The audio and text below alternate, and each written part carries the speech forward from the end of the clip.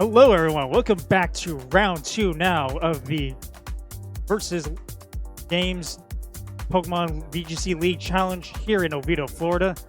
My name is Brendan, and my co-host next to me is Ethan. I don't know why the thingy says Jay. That is not my first name. Anyways, yes, we are back with round two. The numbers are in. We have 18 players with 5 rounds of Swiss and a top 8. We are going into round 2 of 5 now, so we'll be interested to see what made it past the first round, what may have had a bad matchup, or what may just not have had its day. Looks like we got round 2 coming up, and it will be Jonathan Martin versus Ryan Gordon.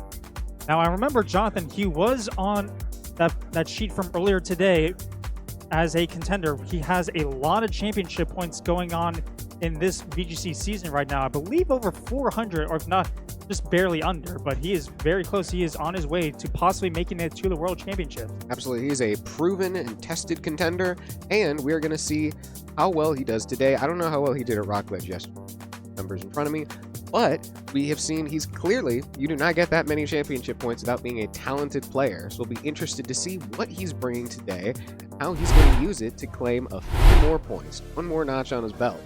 All right, looks like we got Jonathan. Oh, I've seen this team before. He likes using the Calyrex Shadow Rider, and he likes using it with Weezing because Weezing's neutralizing gas ability does not actually stop Calyrex Shadow Riders as one ability. So he can just keep doing damage and makes it harder for his opponents to adapt. Another interesting thing to note is that both players seem to have a Roaring Moon and an Ogerpon Hearthflame. Right. So let's see. Oh, we got Jonathan's team right here, right now. He's got Roaring Moon with the Tailwind to give his team a little extra speed just in case anything gets a little out of hand against opposing fast Pokemon. Has the Weezing, has Taunt on hand, so no immediate poison gas attacks, no need statuses, so but he can stack them up with the Toxic Spikes. And one thing that's very interesting to note is that when we see this Toxic Spikes Galarian Weezing Calyrex Shadow Rider, it's paired with Dondozo, but today we're not going to see that. Now we got Ryan's team right here. He has the Calyrex Ice Rider, so it's a battle of the horses today. And again, we see the Ogerpon and the Roaring Moon. I believe Jonathan's team also have the Urshifuon, and both of them have the Rapid Strike, so they are very similarly prepared for these battles. But an important thing to note is that Jonathan's Ursh has that safety goggles preventing Amoonguss from clicking that Rage Powder or that Spore into it effectively. What's nice is that this Amoonguss, for Jonathan, it does not have a Rocky helmet, so he doesn't have to take as many risks potentially going for surging strikes into the Amoonguss without taking any unnecessary chip damage in the process. And another thing, that Landorus, as we were discussing that last game, it's more traditional for Landorus to have that Life Orb with that defensive terror for helping against water and ice-type moves, and that is what we're going to see here today. Team. I tell you, I gotta actually be a little surprised right there, because that Landorus was Terra Water. You don't see that very often. I'm usually just seeing them, they have their Life Orb, they have their Sheer Force. They just wouldn't do as much damage as possible. Maybe they go for the Terra Poison, so that way they can also boost up their Sludge Bomb attacks. But going for a defensive one with the Landorus is pretty interesting. My guess is that this Landorus might potentially be a little more bulky than we're usually seeing. And given that given how the popularity of Urshifu Rapid Strike and of Calyrex Ice Rider, that Terra Water is going to be very helpful for this Landorus. We're going to see, to start out with, we've got the Calyrex Shadow Rider and the Iron Hands on Jonathan's team. We've got the Urshifu and the Roaring Moon on Ryan's team. That Roaring Moon uses booster speed or booster energy to increase its speed, meaning in its acrobatics is going to get boosted, and it's going to be the fastest thing on the field by a good margin, threatening powerful knockoff into that Calyrex Shadow Rider. It looks to me like Jonathan is not very scared of this Roaring Moon at the moment, but that's probably mostly because he already has a Fake Out ready to go into that Roaring Moon slot right now, so he can do a free Astral Barrage essentially into, and he goes to the Protect on the Urshifu. As you were saying, that fake out's putting on a lot of pressure, but that Urshifu is not going to just sit there and take that Astral Barrage, which does come out. We're going to see probably not going to do very much into the Roaring Moon as it's a resisted hit, but that's still a Calyrex Shadow Rider Astral Barrage. That's still going to do a good chunk of damage, probably about a quarter. About 20-25%. Saying that's not bad, but now Jonathan has to figure out what he wants to do this next turn. He could. Yeah, he does crucially have Encore. He could lock that Urshifu into Detect, which he really does not want to be locked into. But you do have to, you would then be brought probably to your Focus Sash by that Roaring Moon. But that Roaring Moon could also just go for a Tailwind, and that Urshifu would be faster and wouldn't be Encored anyway. So it's a very, both players have a lot of options on the table here. It's going to be very interesting to see what reads are made and how both players adapt. No electric moves I'm noticing on the Iron Hands right now, which isn't very important as it seems like Jonathan's main prime target is to get the Roaring Moon, but he is just gonna let it go down. Yeah, the Aqua Jet plus that knockoff is gonna bypass that Focus Sash and prevent the Urshifu being Encore. It's gonna take a good chunk, it's gonna take a little over half from the Iron Hands low kick, but that's still a pretty good trade for Ryan there. A little bit of damage on the Urshifu in exchange for removing the enemy Calyrex. And remember, Calyrex Ice Rider, he's weak to Calyrex Shadow Rider. So removing what is arguably the biggest threat to your restricted on the enemy team, that being their restricted, is a huge turn for Ryan. Maybe Jonathan just didn't see the Calyrex Shadow Rider doing very much into this current matchup right now. I mean, he still has the Roaring Moon out on the battlefield, and Jonathan only has the Astral Barrage and the Psychic, so either way, that Calyrex was not doing a lot of damage into the Roaring Moon. And frankly, Ryan just made a really good adjustment, just going for immediate damage, trying to knock it out right there. Now we see the Tailwind get set up, and the Surging Strikes into the Iron Hands is going to do a good chunk of damage, but it's not going to do that much. Iron Hands, I mean, it's still did over half. Iron Hands is a very bulky Pokemon, but Urshifu with that Mystic Water especially is still devastating. Roaring Moon does go down to the close combat from Jonathan's Urshifu, and even then, we saw back then just a moment ago, Surging Strike still a little bit over 50% into the Iron Hands, but this low kick is going to knock out the Ryan's Urshifu on his side also, so he has lost both of his Pokemon this one turn. Yeah, we can see the tides of battle change very swiftly. We went from Ryan having a big advantage, getting rid of that Calyrex, to immediately next turn losing both of his Pokemon, but he does get up the Tailwind, and he does still have his Terra in the back. He decided not to bring his Calyrex Ice Rider at all, instead opting for the Landorus and for that Terra, or that potential Terra Ogerpon Hearthflame. What does the Terra Ogerpon Hearthflame do again? Now, the Terra Flame, when Ogerpon terrestrializes, it turns into a pure fire type, but it also gets a attack boost from its ability, which can do extra damage into either Jonathan's remaining Pokemon right now. We gotta remember that Urshifu on Jonathan's team is at -1 defense from the close combat, and it is not Focus Sash, so it would be very susceptible. It would probably go down to an Earth Power from that Life Orb Landorus, but it would definitely go down to a Grass move, +1 Hearthflame. But we do not see the Hearthflame go for that Terra to get the +1. We instead see Landorus going for a Terra Water. Interesting choice right there. He is going for whatever he can to maybe possibly take a few extra hits from the opposing Urshifu Rapid Strike, take a few Surging Strikes, and see what he can do to pick up any remaining momentum in this game. He down to his last two Pokemon. He did not bring the restricted Pokemon, but Jonathan doesn't have his either, and most of his Pokemon are not at good health right now. Urshifu is still at -1 in its special defense, so it will not be having a good time either in this current matchup right now. Now, and an important thing to note is that Jonathan does still have that Iron Hand with Fake Out in the back.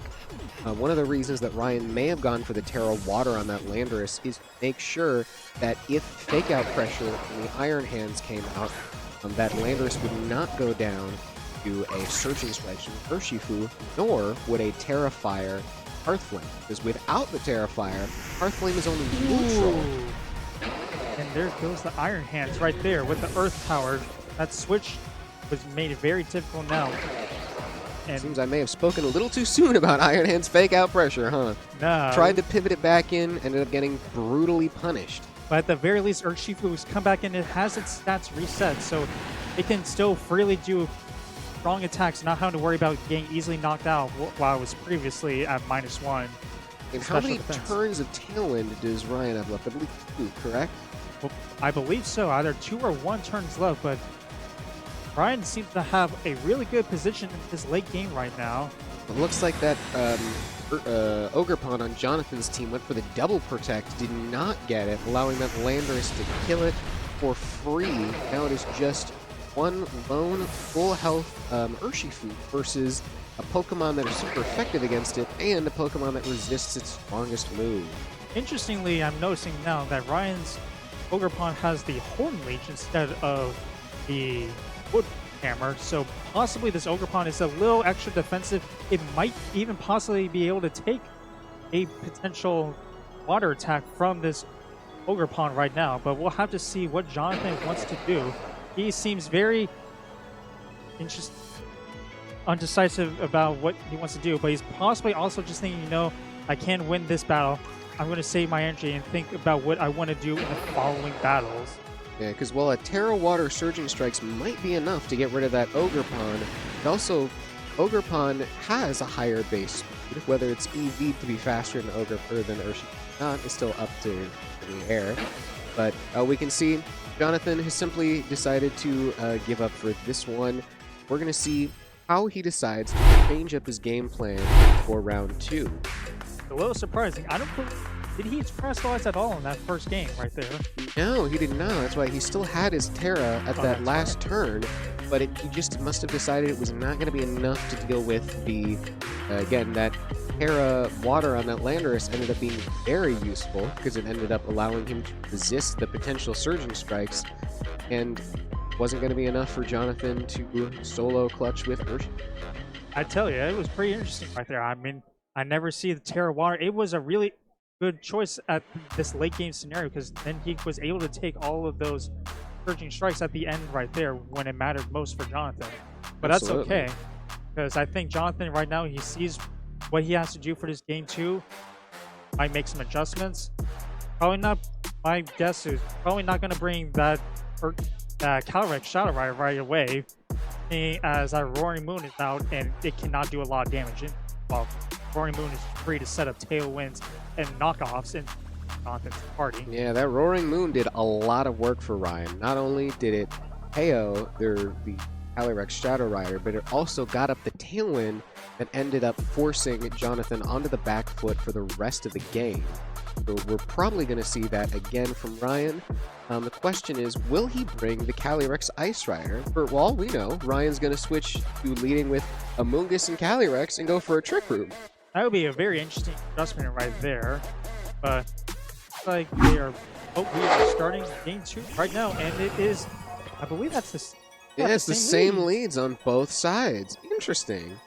So we can see both players are going to try to do the same thing on Ryan's side. Well, what he did clearly worked. He might just be trying that again. Be trying to get some more info.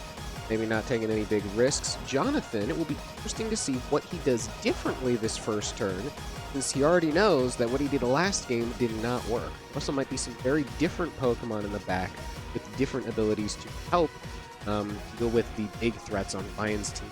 Jonathan's pretty adamant about going for the same strategy that he went for in game 1 right now. We can see a turn 1 Terra onto the Urshifu. That's definitely not something we saw last time. So Terra Water, that's going to do a big amount of damage, especially with that Mystic Water boost to either of Jonathan's Pokemon. My guess is that we will see what this Urshifu is capable of doing into both of Ryan's Pokemon right now. Yeah, see an Astral Barrage come out, which Urshifu defended itself from last game. This time it's not going to take too much damage. It's going to take about 70%, but it's going to survive. Ooh. And it looks like that Terra Water, Mystic Water Surging Strikes is just going to be enough to OHKO the Calyrex flat out. Wow, that did way more than expected. But I mean, between both Mystic Water Boost and the Terra Water, this Urshifu is not playing around in this battle. Ryan is going all out and getting as many KOs as he can. It was an excellent turn for him. He anticipated once again the protect or the fake out into the Roaring Moon, so he felt completely confident in just letting Urshifu Terra Water and take that KO. Now, Ryan can keep this momentum going, and Jonathan can adapt to it. See, he's brought out his Urshifu to try and handle this. Urshifu's a okay pick here. It is weak to Roaring Moon's acrobatics, though admittedly Roaring Moon can't Terra Flying anymore, and it resists Surging Strikes from Urshifu, but it is still vulnerable. Actually, no, I don't believe that Ryan's Urshifu has close combat. Isn't it Surging Strikes, Aqua Jet, Taunt, Detect? I believe so. It's a very good counter to the enemy Urshifu, though it is still vulnerable to the Roaring Moon. But we're going to see a Terra Water come out from the Iron Hand. It's going to make it a big threat because it is no longer vulnerable to anything that Urshifu can do to it, and it is still super effective against the Roaring Moon. Much as, oh my goodness, that is doing very little damage into this Iron Hands right now. That Iron Hands is really capable of just taking these hits, and then it can probably fire off any revenge hits, possibly a Drain Punch into the Roaring Moon right now, but nope, he just goes his own Urshifu to just knock it out quickly, make sure that no more problems can happen from this one on Ryan's side of the field. Now we see, yes, a Drain Punch is coming out into Urshifu, knocking it out, so getting a little bit of health back after that Surging Strikes. Yeah, so it gets a little health back. Jonathan might be able to pick it up a little bit more in this battle after knocking out two of Ryan's Pokemon again, but pretty similar to what we saw first in Game 1. It's exactly what we saw. Ryan takes out the enemy Calyrex, and then Jonathan ends up getting a double knockout. So the question is, this time the difference is did he get Tailwind up last turn? I feel bad. I can't think remember. He did. If he did, I mean, that's great. Yeah, he didn't attack last turn. I think regardless, so the Tailwind though, must have gone because up. both of these Pokemon on Ryan's side of the field are very speedy, so I think regardless of Tailwind or not, Ryan's Pokemon are in a very good position to take KOs right now. He has the Ogre Pawn, two Horn Leeches, Iron Hands. But crucially, he cannot get the +1 attack from Hearthflame, or from Embody Aspect, because he's already used his Terra to take out that Calyrex. So Urshifu is going to go back. It is going to reset its defenses, switch into Ogre Pawn. That will help it take attacks from... It'll take grass attacks much better, and it'll take earth power a little bit better. It still does a lot of damage. That's a lot of damage. And then an Ivy Cudgel, surprisingly, into the Iron Hands right there. I'm not sure what the game plan was that one, but... But Low Kick still does very little damage in return to that Ogre Pawn. Enough damage that he can probably just heal back with a well-placed Horn Leaf. Go for that. Exactly. That's all Ryan's Ogre Pawn needs to do. One Horn Leech and will be able to do major damage. It could possibly knock out the Iron Hands on its own, but it might need a little bit of extra help into this Landers. Now, from this Landers, the Landers could also just for Sandstorm. You see a spiky shield come out from Jonathan's Ogre Pawn, protecting itself from the enemy Ogre Pawn, but leaving Iron Hands to take a lot of damage. That was a Ooh, and it's a double attack into the Iron Hands. The spiky shield on the Ogre Pawn did not end up being very useful. Iron Hands has gone down, leaving Jonathan with his last two Pokemon, that low HP Ogre Pawn and that full HP Urshifu. Urshifu's coming back in now. It can do some damage. Ryan already used Crystallization earlier on his own Urshifu, so that Landers is pretty vulnerable to any Surging Strikes that might be coming his way.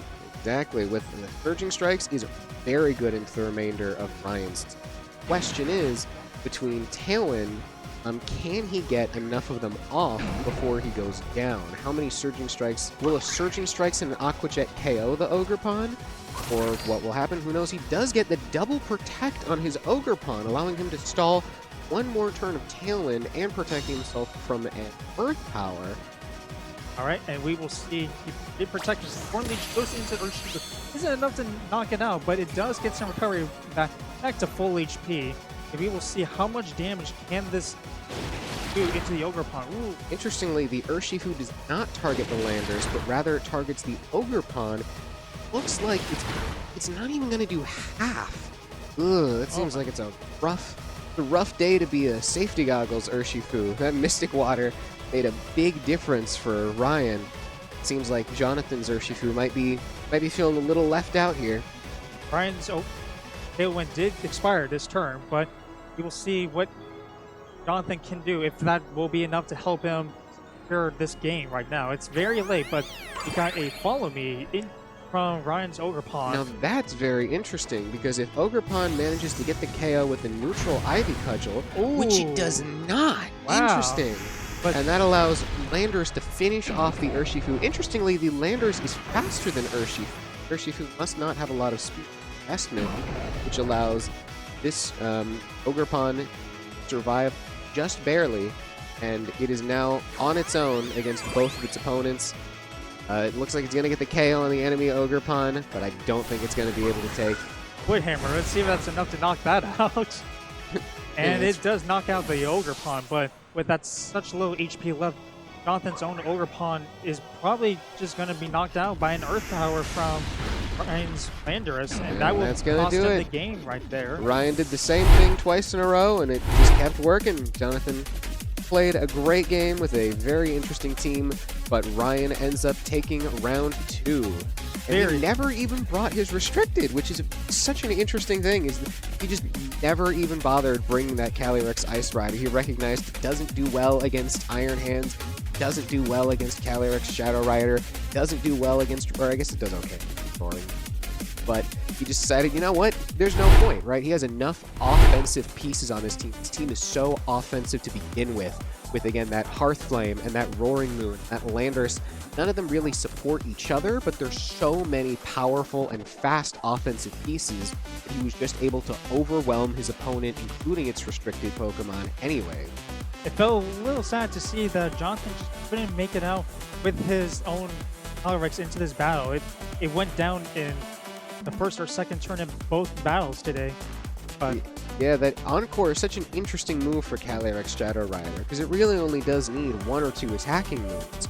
And so the Encore would have been interesting to see what he did with that, but unfortunately that Roaring Moon and that Urshifu never let him click the buttons he wanted.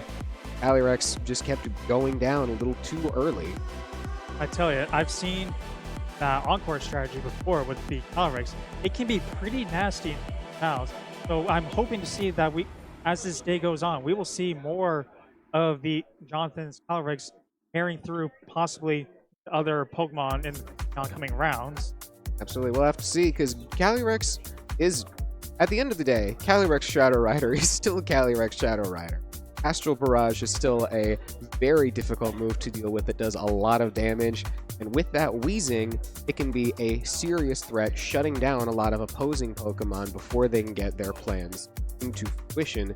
But that just did not end up being the case today. There were too many fast and powerful offensive threats that just overwhelmed it.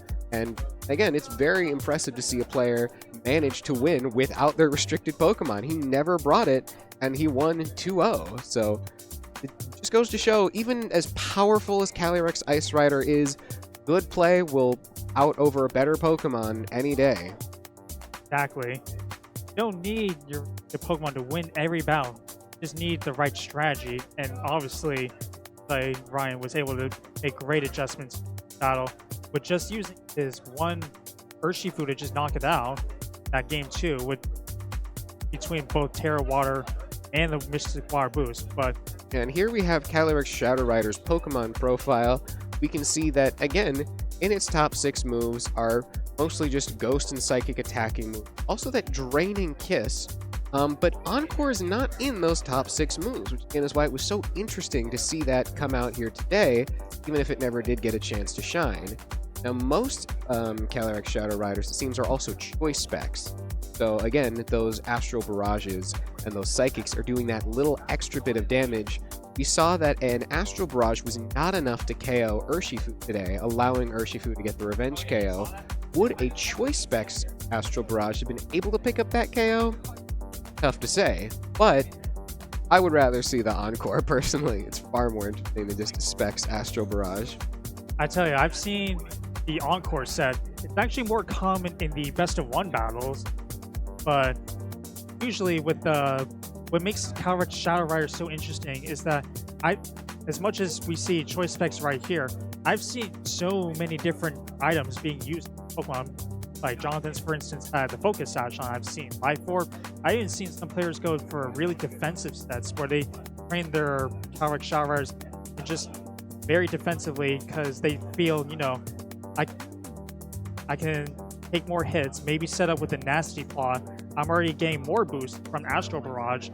Let me stick around a little bit longer, go for a Terra Fairy so I can resist potentially a knockoff from Roaring Moon or Incineroar. Absolutely. I use a lot of Citrus Berry Calyrex Shadow Rider myself because, again, that KO from Urshifu, if you heal up halfway through the Surging Strikes, you don't go down to it anymore. We can also see the Pokemon profile for Galarian Weezing. We can see it. We did not get to see it today. Normally, again, as I was saying, it is paired with Calyrex as well as Dondozo. Today we saw Weezing and Calyrex on their own, but we didn't see Galar Weezing at all. It was, despite its typical role of setting up toxic spikes and using that poison gas to put enemy Pokemon on a timer before switching in something bulky like Iron Hands or Dondozo, we did not see Jonathan go for that strategy today.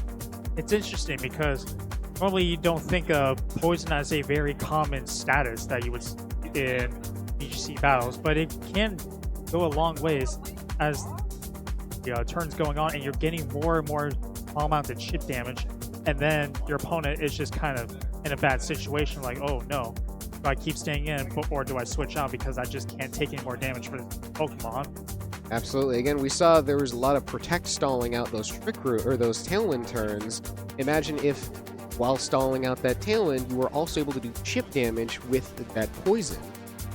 And we got a profile here. We got Calyrex Ice Rider. As much as we didn't see it in this one particular battle, no, there's no mistaking what it can do. It does the Glacial Lances. It's always really strong, and with the Trick Room support, it's very tricky to battle against it because then most Pokemon players might have a lot of faster Pokemon on their team, so you have to think in reverse about how you want to knock out this Pokemon in particular. Exactly. Calyrex Ice Rider is a one-trick pony, but its one trick is having multiple tricks.